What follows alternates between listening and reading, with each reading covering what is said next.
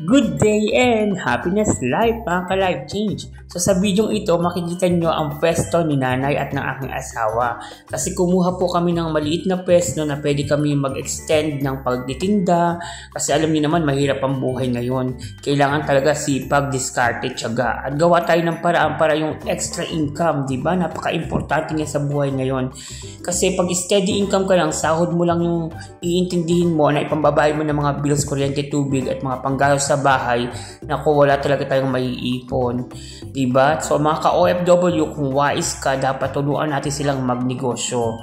Bigyan natin sila ng pagkakataon na gumalaw para at least kahit pa paano, yung extra income na yun, malaking tulong pagdating ng oras na pangailangan na mayroon tayong madudukot pa na extra. Hindi tayo mag-steady sa ating mga single income lang.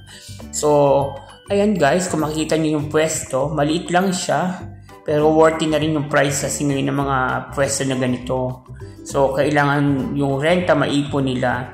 But anyway, malapit ito sa school. So, maraming target na foods or mga dumadaan ng mga tricycle or mga dumadaan ng mga nanay at tatay. So, kitang-kita siya. So, ito yung kagandahan ng pwestong ito. Kaya namin kinuha. So, actually, dalawa yan. Isang pwedeng pang store sa isang pang foods. Anyway, subukan natin ang journey ng ating Hana Store and more soon.